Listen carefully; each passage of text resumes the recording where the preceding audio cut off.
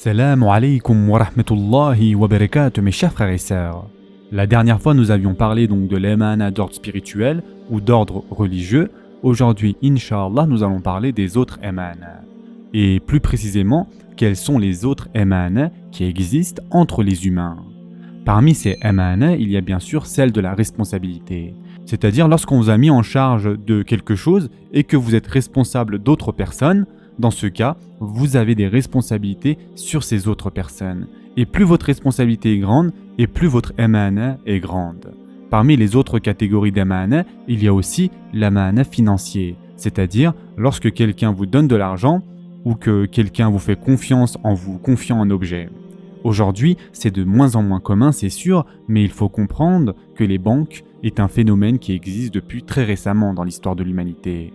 Avant, lorsque vous deviez partir quelque part ou en voyage, vous deviez confier votre argent à quelqu'un pour être sûr de pouvoir retrouver votre argent à votre retour. Et donc, protéger cet amana et le rendre à son propriétaire fait partie des caractéristiques de l'iman. De plus, il y a aussi l'amana de la langue. C'est lorsque vous dites que vous allez faire quelque chose, vous respectez votre promesse, vous devez respecter votre parole. Parmi les autres emana qu'on a du mal à comprendre, et écoutez attentivement mes chers frères et sœurs, il y a l'emana de la personne qui se confie à vous. Lorsque quelqu'un nous dit quelque chose, mes chers frères et sœurs, par défaut, nous ne devons pas le dire à autrui. Nous n'avons pas le droit de répéter ce que cette personne nous a dit. Et notre prophète, sallallahu alayhi wa sallam, a dit, dans chaque rassemblement entre des personnes, il y a une emana. Et ce hadith a été rapporté par Abu Daoud. Yani, si quelqu'un aborde un sujet lors de ce rassemblement ou qu'il commande quelque chose, même si durant ce rassemblement vous êtes plusieurs personnes, cela ne veut pas dire que vous devez partager le sujet de cette conversation avec tout le monde. Dans un autre hadith rapporté par Tirmidhi, notre prophète, sallallahu alayhi wa sallam, a dit « Lorsqu'une personne vient vers toi et qu'il te dit quelque chose, puis que cette personne s'éloigne, sache que ce que cette personne t'a dit est une emana. » Mes chers frères et sœurs, on n'est plus des enfants. Nous n'avons pas besoin de dire « je vais te dire quelque chose, mais je veux que ça reste entre nous ».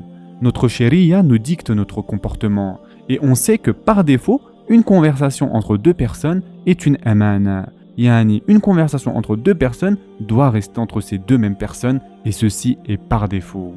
Quelles que soient les circonstances, qu'une personne vienne vous informer de quelque chose, qu'une personne vous dise quelque chose, par défaut, il s'agit d'amana.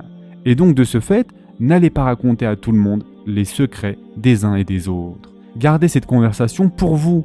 Mais malheureusement, dans notre société actuelle, l'envie de partager est beaucoup trop grande, l'envie de divulguer est atroce. Et comprenez une chose, mes chers frères et sœurs, ceci est aussi valable pour les réseaux sociaux. Ne pensez pas qu'il s'agit uniquement de conversations physiques. Tout type de conversations sont concernées, que ce soit physique ou virtuel. Peu importe l'interface, du moment qu'il y a interaction entre deux personnes. Et donc, si vous voulez divulguer certains éléments de votre conversation, vous devez demander la permission à la personne en face de vous.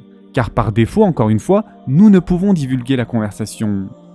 De plus, même si une personne a été calomniée dans un rassemblement dans lequel vous étiez vous-même présent, même rapporter cela, c'est faire preuve de khiyana. Et donc, c'est haram pour nous d'aller voir la personne qui a été calomniée et lui dire « Tu sais, j'étais avec des gens et ils ont dit ça et ça sur toi. » Parmi les autres types d'amana, notre prophète, sallallahu alayhi wa sallam, a dit « Lorsque quelqu'un vous demande des conseils, quoi qu'il vous demande, vous ne pouvez pas aller répéter cela à autrui. » Un exemple tout simple, mes chers frères et sœurs, avec Omar radiallahu anh et sa fille Hafsa radiallahu anha, qui était alors veuve. Notre prophète, sallallahu alayhi wa sallam, pensait à se marier avec elle, et donc il demanda à Abu Bakr radiallahu anh « Penses-tu que je devrais me marier avec Hafsa ?» Et il demanda à Osman radiallahu anh « Penses-tu que je devrais me marier avec Hafsa ?» Et durant ce temps-là, Omar radiallahu anh propose la main de sa fille Hafsa radiallahu anha à Abu Bakr radiallahu anh et ensuite à Osman radiallahu anh. Et tous deux refusèrent de se marier avec Hafsa radiallahu anha. Et bien sûr que cela a brisé le cœur de Omar radiallahu anh. Qu'est-ce qu'il ne va pas avec ma fille? Qu'est-ce qu'il y a avec ma fille pour qu'ils rejettent tous les deux la main de ma fille? Voici les questions que se posait Omar radiallahu anh. Suite à cela, le prophète sallallahu alayhi wa sallam demanda la main de la fille à Omar radiallahu anh. Et c'est seulement à ce moment-là que Abu Bakr et Osman radiallahu anhum lui ont expliqué pourquoi ils avaient refusé. Et ils ont dit « Oh Omar, peut-être que tu as ressenti quelque chose à notre égard lorsque nous avons refusé la main de ta fille. Mais le fait est que le prophète sallallahu alayhi wa sallam pensait à se marier avec ta fille et nous ne voulions pas trahir sa émane en te disant qu'il pensait peut-être à la marier. » Et donc là, mes chers frères et sœurs, nous avons vu un exemple concret dans la sira de notre cher prophète sallallahu alayhi wa sallam. De plus, si une personne vient vers vous et vous dit « je veux ouvrir un magasin » ou « je veux ouvrir une boutique, donne-moi des conseils », ceci, encore une fois, doit rester entre vous. Ce n'est pas nécessaire d'aller rapporter tout ça aux autres, ne trahissez pas cette amana.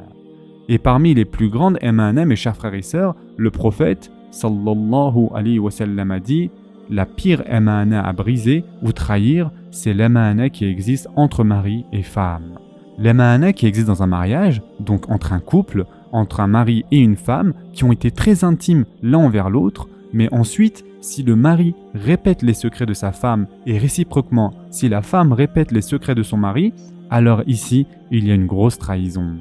Dans un mariage, mes chers frères et sœurs, mari et femme devraient couvrir leurs fautes et non aller raconter à tout le monde leurs défauts. Au lieu de rabaisser votre partenaire aux yeux de tous, faites le contraire, Inch'Allah. Et pour votre information, parfois, mari et femme, afin de sauver leur mariage, expliquent les défauts et le problème qui existe dans le couple. Dans ce cas, il ne s'agit pas de trahir l'amana, d'accord?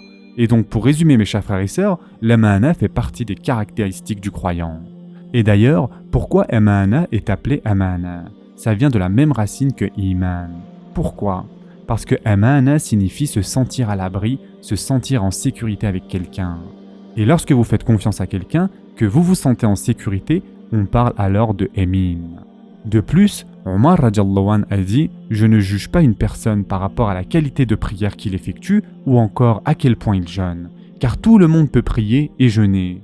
Je regarde si la personne est digne de confiance, si elle respecte l'amana. » Mes chers frères et sœurs, pour arriver à ce niveau de confiance, cela peut prendre parfois des mois, parfois des années. Cependant, pour détruire tout cela, une petite seconde suffit. Tout ce que vous avez bâti peut être détruit en une seule petite seconde.